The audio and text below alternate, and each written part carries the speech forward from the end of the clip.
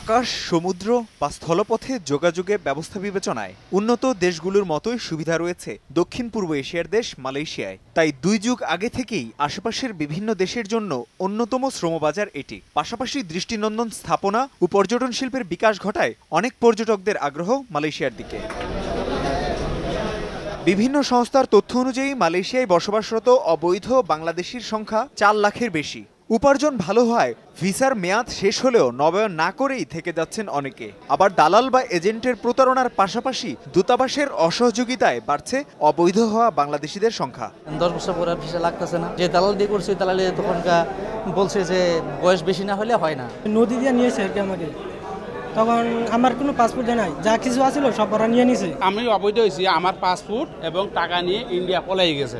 আমি তার আর কোনো খবর পাইনি, কারণ আমরা তো এদেশে নিরুপায়। কাগজ, পাসপোর্ট, ভিসা এগুলো নিয়ে প্রচুর সমস্যায় আছে। হাই কমিশনার কোনো কাজের জন্য যাই গেলে পরে আমরা আমাদের তারা দূর দূর সেই করে তারাই।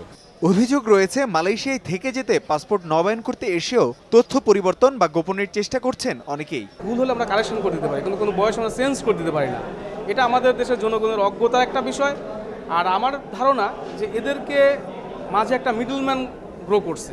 এ ধরনের বিভিন্ন কার্যকলাপে বাংলাদেশের ভাবমূর্তি নষ্ট হচ্ছে বলে মনে করেন এই কূটনীতিবিদ। দেশের ভেতরে যে কাজগুলো করি অনেকটাই সেই ধরনের কাজকর্ম ওখানে হয়। আমাদের ভাবমূর্তির জন্য, জাতীয়ভাবে ভাবমূর্তির জন্য আমাদের ক্ষতি করা। ওই মিশন যেমন দায়িত্ব পালন করা উচিত, একটু উদ্যোগী হওয়া দরকার। সামগ্রিকভাবে বাংলাদেশের জনগোষ্ঠীর মধ্যে বাইরের পৃথিবী সম্পর্কে সচেতনতাটা কিন্তু বাড়ানোটা খুব জরুরি। দূতাবাস নিয়ে প্রবাসী বাংলাদেশিদের নানা অভিযোগ থাকলেও সেসব নিয়ে কথা বলতে রাজি হননি দেশটিতে নিযুক্ত বাংলাদেশ হাইকমিশনার। আধুনিক মালয়েশিয়া গড়ার ক্ষেত্রে বাংলাদেশিদের অবদান যেমন রয়েছে, সেই সঙ্গে অবৈধ প্রবেশ এবং থেকে যাওয়া সহ নানা কার্যকলাপে ক্ষুণ্ণ হচ্ছে দেশের ভাবমূর্তি। তাই এসব ব্যাপারে এখনই শক্ত পদক্ষেপ নিতে হবে বাংলাদেশ সরকারকে। তারিকুল হাসান আশিক, সময় সংবাদ, মালয়েশিয়া।